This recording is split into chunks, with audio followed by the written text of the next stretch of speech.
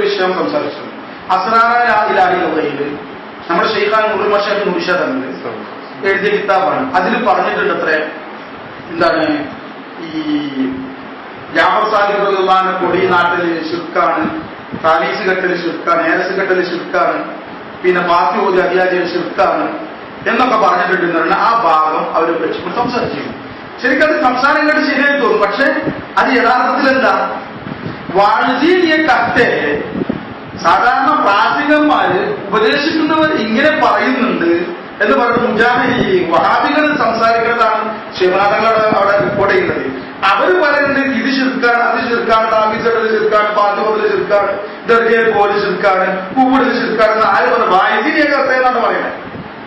വഹാബികൾ പറയുന്നുണ്ട് എന്ന് പറഞ്ഞിട്ടാണ് മുർഷദ് പറയുന്നത്. എന്നിട്ട് അത് തുടർന്ന് വരുന്നുണ്ട്. യഥാർത്ഥത്തിൽ അതല്ല ശിർക്ക്, യഥാർത്ഥത്തിലുള്ള ശിർക്ക് എന്താണ് എന്ന് പറഞ്ഞിട്ട് വഹാബികൾക്ക് മറുപടി കൊടുക്കാം ഷെയ്ഖുനാഥങ്ങൾ. അത് ആലോചിച്ചു നോക്കി. യഥാർത്ഥത്തിൽ ആരാണ് മുജാഹിദിലേക്ക് പോണത്? വഹാബിയിലേക്ക് ഷെയ്ഖുനാഥങ്ങൾ മറുപടി കൊടുക്കുമ്പോൾ ഇവരെന്ത് ചെയ്ത് അത് അതിന്റെ അപ്പുറം ഒരു പ്രമാണവരും മഹാഭാരതവും കട്ട് ചെയ്ത് വെറും വായസും കാര്യമൊക്കെ മാറ്റിയിട്ട് അതിനിടെ വന്നിട്ടുണ്ടല്ലോ ഇത് ശിർക്കാണ്, അത് മാറ്റാം. ആ കിതാബിലുള്ളതാണ്. ജനങ്ങൾ പാവം ജനങ്ങളാണ്, അവരെ പറ്റിക്കണം സത്യം പറയട്ടെ എന്ന് പറഞ്ഞമാതിരി ആവാൻ സാധ്യത ഉണ്ട്. ശരിക്ക് ഞാനത് അത്ര പറയാൻ പറ്റില്ല, നമുക്ക് കളവ് പറയാനൊന്നും പറ്റില്ല.